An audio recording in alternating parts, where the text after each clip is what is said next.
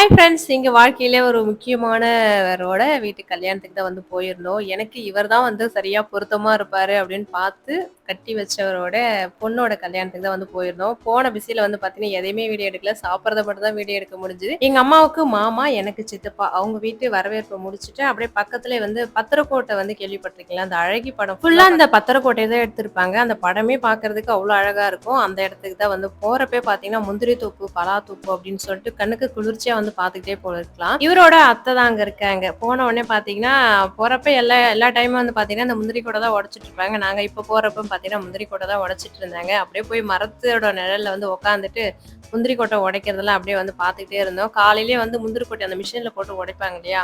அத ஃபுல்லா உடைச்சிட்டு, அதுக்கப்புறம் உட்காந்து இப்பதான் வந்து உரிக்கிறாங்களாம். அந்த கையில வந்து குளோவ்ஸ்லாம் போட்டுட்டு, அந்த பால் பட்டதுனால கை வந்து ஒரு மாரி ஆயிட்டு, அதுக்கு ஒரு ஊசி இருக்கும். அதெல்லாம் அந்த சாம்பலு இதெல்லாம் போட்டு தான் அது வந்து எடுப்பாங்க.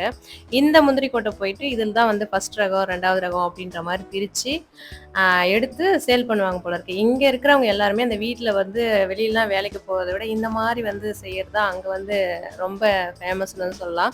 இங்க வந்து அந்த நடிகர் தங்கர் பச்சான் வீடு இருக்கு. அதுக்கப்புறம் அவரோட தோப்பு இது எல்லாமே இருக்கு. பக்கத்திலேயே தான் இருக்கு. நாங்க வந்து போல. வீட மட்டும் பார்த்துட்டு வந்துட்டோம். பக்கத்திலேயே தோப்பு இருக்குன்னு சொல்லியிருந்தாங்க. இந்த மிஷின்ல தான் ஃபர்ஸ்ட்டு முழு கொட்டையா இருக்கிறத பாதி பாதியா உடைச்சு உட்காந்து அதுக்கப்புறம் வந்து பயிர் வந்து எடுக்குறாங்க. இந்த முந்திரி பயிர வெளிய எடுத்த உடனே இந்த ப்ராசஸிங் முடியல. இன்னும் ஏகப்பட்ட ப்ராசஸ் இருக்கா. அத முடிச்சுட்டு தான் வந்து முந்திரி பருப்பா நம்மளுக்கு வந்து வருதாம். எப்பவுமே வந்து போனா அந்த உரிக்கிறாங்க இல்லையா? அதில கொஞ்சோண்டு குடுத்து அனுப்புவாங்க.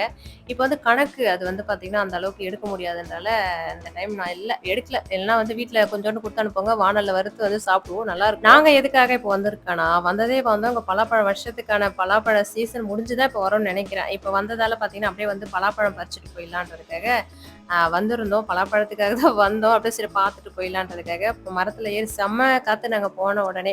அந்த காத்துலயும் ஏறி வந்து பலாப்பழத்த கயிறு கட்டி இறக்கி ஒரு 3 பலாப்பழம் தேறிச்சு. சீசன் டைம்ல வந்திருந்தா நெறைய பலாப்பழம் வந்து எடுத்துட்டு போற மாரி இருந்திருக்கும். அப்படியே அன்னைக்கு திருவிழான்னு சொல்லியிருந்தாங்க. வந்து இருந்துட்டு போலாம். ஈவினிங் வந்து பார்த்துட்டு போலான்னாங்க. இல்ல டைம் ஆயிப்போச்சு. பசங்கள வீட்ல வந்து விட்டுட்டு வந்துட்டோம் அப்படின்றதுக்காக, அப்படியே சரி கோவில போய் பார்த்துட்டு போயிடலாம். இவர் வந்து சின்ன வயசுல அந்த திருவிழாவுக்கு வந்திருக்காராம். நல்லா இருக்குமா. அதனால சரி கோவில போய் கூட்டு போய் காமிக்கிறேன் அப்படின்னு சொல்லிட்டு கூட்டு போயிருந்தாரு. அங்க போனா டிஃப்ரெண்டா இருந்தது. எனக்கு பார்க்கறதுக்கே ஒரு ஒரு சாமியும் நல்லா இருந்தது. அந்த காட்டுக்குள்ள யானை, சிங்கம், மயிலு, பாம்பு இதெல்லாம் இருக்கிற மாரி ஒரு குழந்தை மட்டும் கீழ இருக்கிற மாரி ஒரு ஒரு சிலையெல்லாம் பார்த்தேன். அது என்ன கதைன்னு எனக்கே தெரியல. பார்க்கறதுக்கு ஆனா சூப்பரா இருந்தது.